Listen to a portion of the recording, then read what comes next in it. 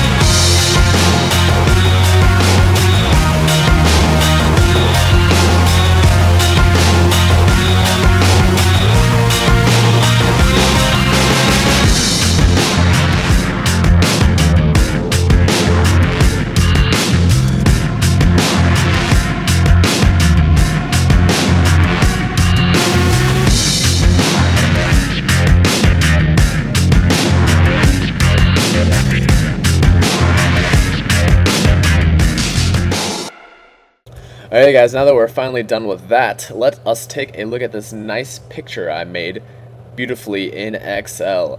Now you guys might need to go 720p for this, otherwise I will include a link to this picture in its full size in the bottom bar below. But basically what this picture has is a table on the left and then a graph of the table on the right. So let us take a look at the table first. We have pool finishes at the first column, and that basically indicates in StarCraft seconds, which is a little bit faster than normal seconds, of when the spawning pool finishes based on which pool you decide to go. So if we go 6 pool, then the pool will finish at 108 StarCraft seconds, and if we go 15 pool, the pool will finish at 187 StarCraft seconds.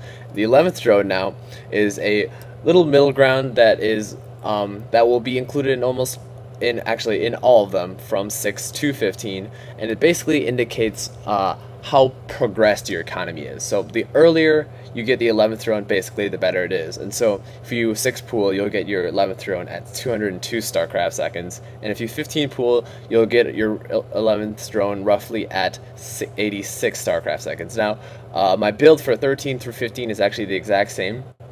So the discrepancy is basically between the maps, because I did just choose random maps for all of these, and because of that, and there's still a correlation which indicates that it basically works across all maps, but technically the 13th through 15th should all be the same seconds in 11th drone when it's made because of my build order. And now we also look at the third column, which is the time coefficient. And the time coefficient basically is the sum of the pool finishes and the 11th drone.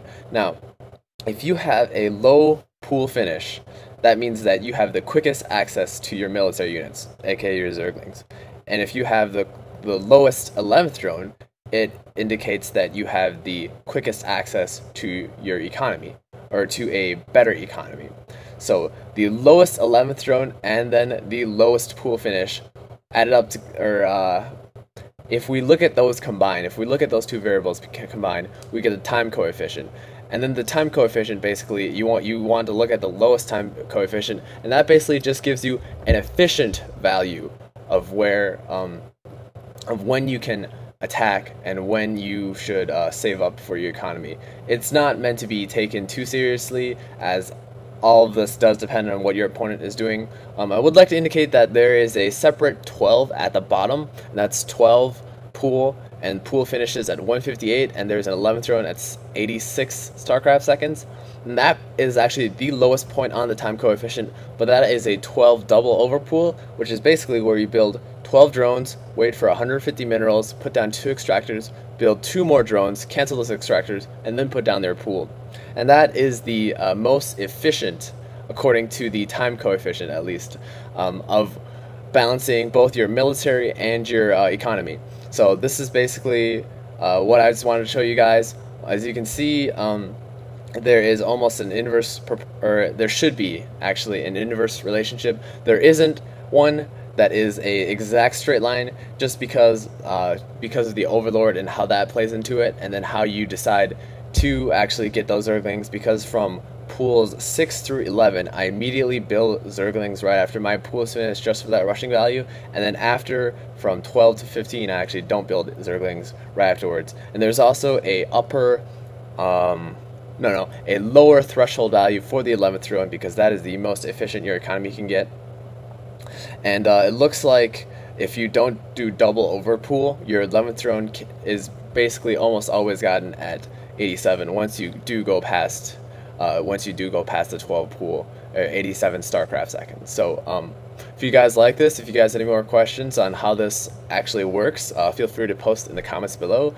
And my name is Elisa with 8 E's, and I'll see you guys later. Oh yeah, and just to end it off, I basically made this graph as a reference table for you guys if you want to decide when to rush and when not to rush. So for example, if you're on Steps of War and you know, or you actually figure out how long it takes to walk from your base to the enemy's base, you can actually use this graph to see when it is appropriate for rushing. For example, when to go 6 pool or 8 pool, or just straight up 13 pool, just before a Terran actually walls off. So you could use this graph for a reference point, something like that. You can also do it in a 4-player map like Lost Temple, find out the time it takes to walk from across spawns or vertical or horizontal spawns, and then decide accordingly how you want to pool up. So